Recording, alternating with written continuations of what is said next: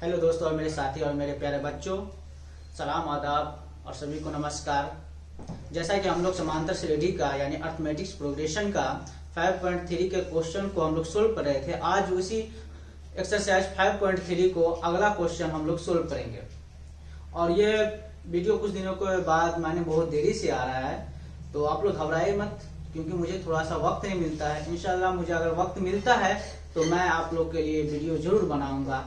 और आज चलते हैं हम लोग 5.3 के क्वेश्चन को हम लोग सोल्व करेंगे। 5.3 के क्वेश्चन को 6 तक देखा था और आज हम लोग देखेंगे 7वां नंबर क्वेश्चन, जो बहुत ही इम्पोर्टेंट है। 7वां क्वेश्चन कहता है कि किसी एपी का 31वां पद ज्ञात करना है, यानी 31 जो टर्म है उसको हमको निकालना है, जिसका 11वां पद 38 दिया है और 16वां पद 73 दिया हुआ। देखो हमको निकालना है 31वां पद। पहले हम सबसे पहले आते हैं कि फार्मूला पे हमने क्या बताया था। सबसे पहला फार्मूला हमने बताया था कि an बराबर होता है a plus n minus 1 into T. ये फार्मूले पे सारा प्रॉब्लम है, और जब ये फार्मूला याद हो जाएगा तो फिर कोई दिक्कत की बात नहीं है। an को हमने बताया था कि ये क्या है, आपका लास्ट टर्म है यानी अंतिम पद है, ये आपका पहला पद है, और ये आपका पदों की संख्या यानी नंबर ऑफ टर्म्स, और ये हो गया आपका सार्वंतर यानी डिफरेंस। जब ये आपको मालूम है तो फिर जो भी क्वेश्चन होगा वो आराम से आप सोल्व कर सकते हैं। अगर हमको पद निकालने के लिए, किसी भी टर्म को हमको निकालने के लिए 4 चीज की जरूरत बहुत है। पहला जरूरत है क्या है कि हमको an यानी अंतिम पद है, ये पहला पद है, ये आपका क्या है पदों की संख्या नंबर ऑफ टर्म्स, और ये क्या आपका डिफरेंस है। ये बहुत ही इंपॉर्टेंट है। जैसे कि हमने बताया था कि अगर दूसरा पद निकालने के लिए क्या होता है, a प्लस डी होता है। अगर तीसरा पद निकालना हो तो a तो होगा ही, लेकिन इसमें क्या होता है एक घट जाता है यानी 2d।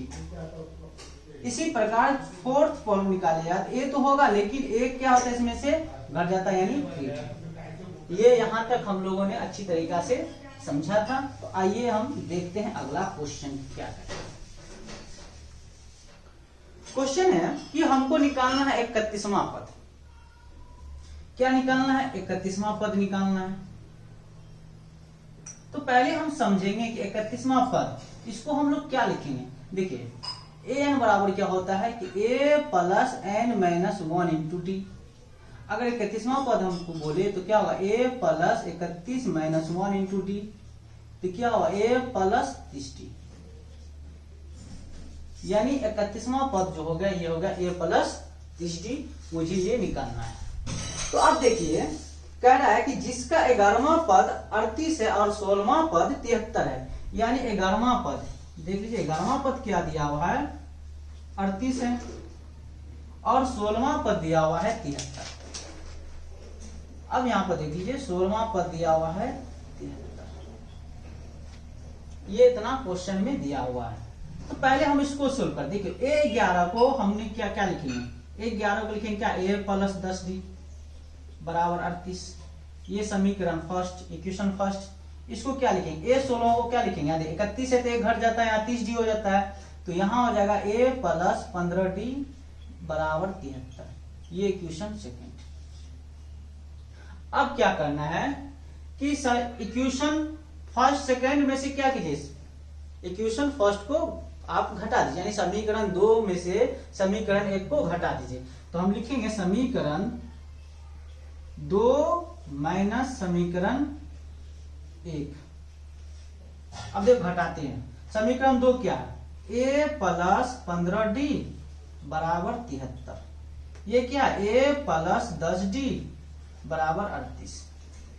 और इसको क्या करना है, माइनस करना है। देखो माइनस करने के लिए क्या है, ये माइनस है तो ये प्लस है तो ये माइनस है, ये प्लस है तो ये भी माइनस हो गया। अब देखो a में से 1 घट गया, कट गया। अब 15 में से 10 घटाएंगे क्या होगा, 5d बराबर, अब 13 में से 8 चला गया 5, और ये बचा 6 में से 3 चला गया 3, यानी 5d बराबर 35। इसी को अगर हम यहाँ ही पे लिखे, देखिए 5d बराबर 35, तो d बराबर क्या हो जाएगा 35/5। यानी 5 सत्ते 35, यानी डी का जो वैल्यू आ गया क्या 7। मुझे डी का वैल्यू आ गया, यानी डी का तो आ गया मान 7। अब मुझे क्या चाहिए, ए का मान। अब इस जब डी का मान आ जाए तो आप किसी भी इक्वेशन में या तो फर्स्ट में पुट कर दीजिए या तो सेकंड में पुट कर दीजिए और ए का वैल्यू निकल जाएगा। यहां तक आप समझ गए होंगे। अब देखिए अब क्या करना है, डी का मान क्या है 7। अब डी का मान हम क्या करेंगे, समीकरण 1 में रख देंगे। तो हम यहां पर लिखेंगे कि समीकरण 1 में डी का मान रखने पर, देखिए ए तो ए है प्लस 10, डी का मान क्या आया 7, डी जो आया आपका क्या आया 7 बराबर 38, ए प्लस 10 सत्ते 70 बराबर 38। अब 70 को क्या करेंगे, ले जाएंगे इधर, तो देखो ए बराबर 38 माइनस 70, तो ए का वैल्यू क्या आ जाएगा, बड़ा में से छोटा घटा देना, 10 में से 8 चला गया 2 और 6 में से 3 चला गया 3, ये हो गया आपका माइनस 32, यानी ए का जो मान है 32 और डी का मान है 7। अब बोलिएगा कि इसी में आप क्यों रखें, इसमें भी रख सकते हैं। जब आप इसमें भी रखिएगा तो आपका जो मान आएगा यही आएगा, समझ गए। अब मुझे ए का मान आ गया, डी का मान आ गया। अब मुझे निकालना है क्या 31वां पद। 31वां पद को हम क्या लिखे, ए प्लस 30 डी। तो देखो इसको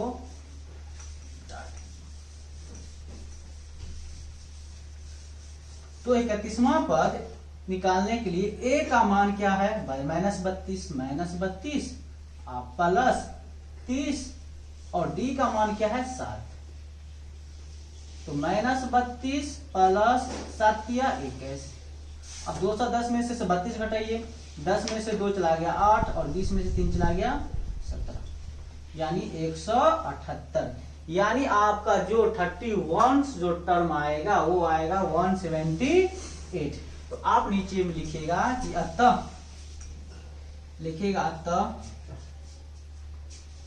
एपी का 31वां पद 178 है। ये है आपका आंसर। बहुत ही आसान है और उम्मीद करते हैं कि आप लोग अच्छे से समझ गए होंगे।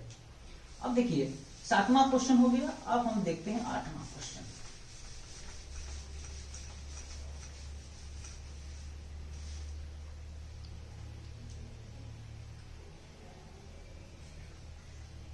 आठवां क्वेश्चन है, किसी एपी में 50 पद है। याद रखिएगा जैसे हम लोग ने बोले थे कि 2 4 6 ऐसी तरह का ऐसे अगर जाए तो ये पहला पद, दूसरा पद, तीसरा, ऐसे ही टोटल जो पद है वो टोटल है 50।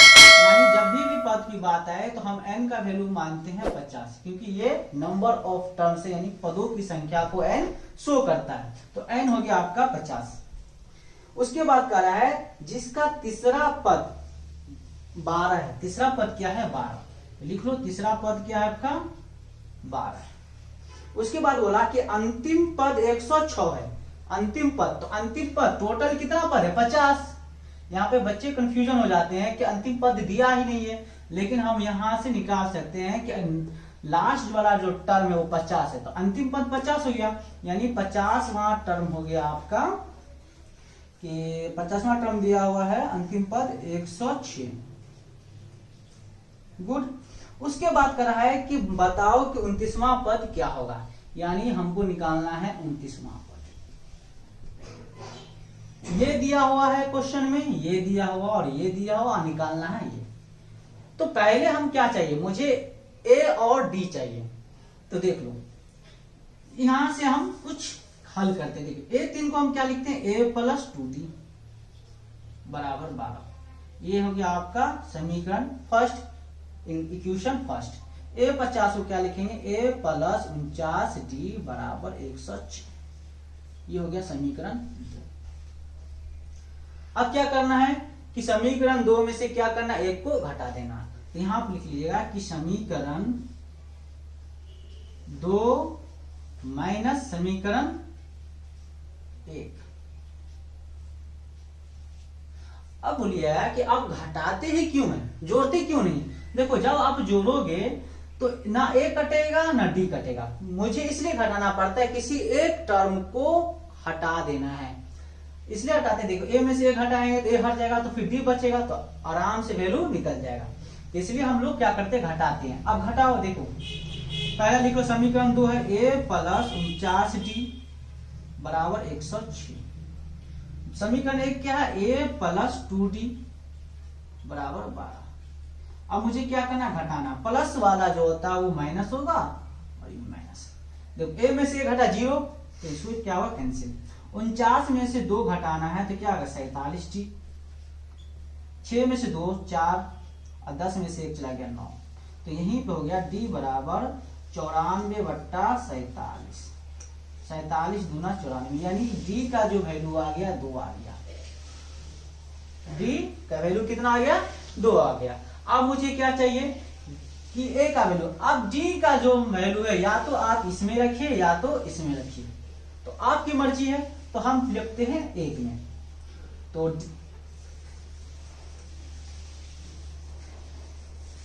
अब यहां पे हम लिखेंगे कि समीकरण 1 में d का मान रखने पर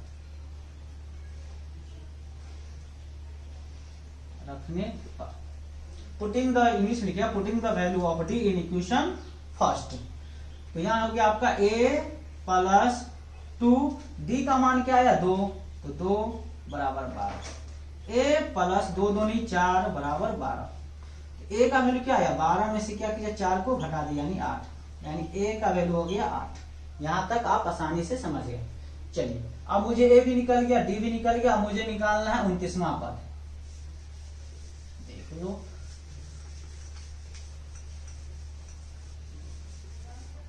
अब देखो a29 को हम क्या लिखेंगे, a प्लस 28d। ये समझ गए 29 कैसे आएगा। सीधा हम फॉर्मूला यूज करते हैं कि यहाँ पर अगर हम फॉर्मूला यूज किए a प्लस n माइनस 1 यानी 29 माइनस 1 इंटू डी, तो सीधा हो जाएगा a प्लस 28d। 28d इसी वैल्यू को हमने सीधा बोला कि a29 का जो वैल्यू होता है वो होता है a प्लस 28d। अब बताओ a भी तैयार है, d भी तैयार है, तो फिर किस बात की इंतजार है। तो देख लीजिए a का मान हो गया आपका 8 प्लस 28 और d का वैल्यू हो गया 2। अब क्या 8 प्लस 28 दूनी 56 और 56 8 64, यानी 29वां जो वैल्यू होगा वो क्या है आपका 64। फिर लिखेंगे अतः AP का 29वां पद 64 है। लास्ट में हमको लिखना है कि AP का 29वां पद 64 है। ये हो गए 2 क्वेश्चन, बहुत आसानी है, बहुत आसान है, बस फॉर्मूला आपको याद करना है। अब हम अगला क्वेश्चन देखते हैं कि अगला क्वेश्चन क्या था। ये जो क्वेश्चन था 8वां था, ये जो पहला था 8वां, वो पहला 8वां था। आप चलेगा 9वां क्वेश्चन। 9वां क्वेश्चन है,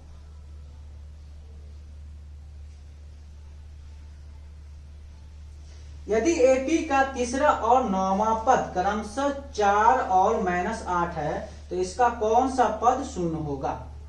यानी कह रहा है कि तीसरा पद 4 और 9वां पद -8 है। तीसरा पद कह रहा है कि 4 है और 9वां पद -8 है, तो कह रहा कौन सा पद शून्य होगा, यानी कौन सा पद 0 होगा। यानी हमको निकालना है n का वैल्यू। पहले डेटा को समझ लीजिए। कह रहा है किसी AP का तीसरा पद और 9वां पद क्रमशः 4 और -8 है, तो कौन सा पद शून्य होगा, यानी हमको n का वैल्यू यानी कौन सा पद शून्य होगा।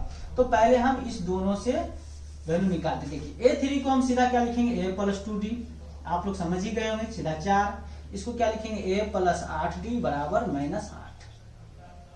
ये हो गया समीकरण फर्स्ट और ये हो गया समीकरण सेकेंड। फिर उसी तरीका से समीकरण 2 में से समीकरण को 1 को घटाएंगे, समीकरण 2 और माइनस समीकरण 1।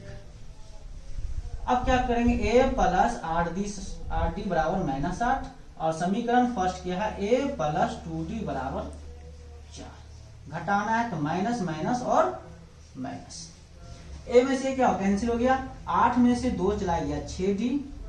अब यहाँ देखो माइनस माइनस प्लस, 8 4 12 यानी माइनस 12, तो 6 दूनी 12, यानी d का जो वैल्यू आ गया -2 आ गया। ये हो गया।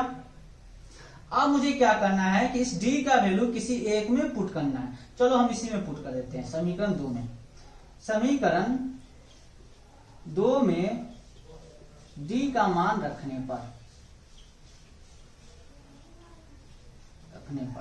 आप इस d का वैल्यू इसमें भी मान रख सकते हैं और इसमें भी रख सकते हैं। पहले जो 2 क्वेश्चन था उसमें क्या किए थे, हम समीकरण 1 में रखे थे, अब हम 2 में रख लेते हैं। आप इसमें भी रख सकते हैं, लेकिन दोनों का मान क्या होगा, एक ही आएगा। समीकरण 2 क्या है आपका, a प्लस 8d बराबर -8, a प्लस 8 और d का मान जो है -2 है बराबर -8। a 8 दूनी 16 यानी -16 बराबर -8, a बराबर -8 प्लस 16, a का वैल्यू हो गया प्लस माइनस माइनस, 16 में से 8 चला गया 8, यानी मुझे a भी हो गया और d भी मालूम हो गया। अब मुझे चाहिए an, कौन सा पद 0 है, यानी इसमें अब हमको वैल्यू पुट करना है। आइए देख लीजिए।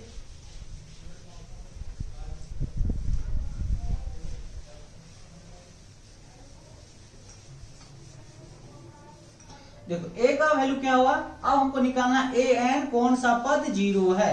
तो देख लो, तो an का फॉर्मूला क्या था, a plus n minus 1 into D बराबर 0। a भी तैयार है, a कितना है 8 है, प्लस n मालूम है, n क्या हुआ वो गायब है, और d का वैल्यू है -2 बराबर 0। यहां तक आप समझ गए होंगे। अब देखो क्या करना है, इसको आप सोल्व करना है। 8 प्लस, देखो -2 को n से करेंगे तो क्या होगा, -2n, यहां क्या हो जाएगा -2n, माइनस गुने माइनस प्लस 2 एकम 2 बराबर 0। अब देखो 8 2 10, 10 माइनस 2n बराबर 0। अब क्या करना है, 10 को कहेंगे उधर जाने के लिए, प्लस में इधर आएगा तो माइनस है, -2n बराबर -10, ये माइनस माइनस कट कैंसिल, तो n बराबर हो गया 10/2 यानी 5, यानी n का मान क्या है 5। तो हम लिखेंगे अतः AP का 5वां पद 0 है। 0 का मतलब होता है 0, 0 है। ये 3 क्वेश्चन बहुत ही आसान है और बहुत ही इंपॉर्टेंट है। अब देख लो, ये 9वां हो गया। एक क्वेश्चन और आप लोग सोल्व कर लीजिए। 10 भी बन जाएगा, 11 भी है, बहुत आसान है। 12 और 13 हम देख लेते हैं। 10 11 12 इसी तरीका से बनेगा, और 13 का देखिए। 13 क्वेश्चन कहता है, 13वां, 3 अंकों वाली कितनी संख्याएं 7 से विभाज्य। क्वेश्चन लिख देते हैं, 3 अंकों वाली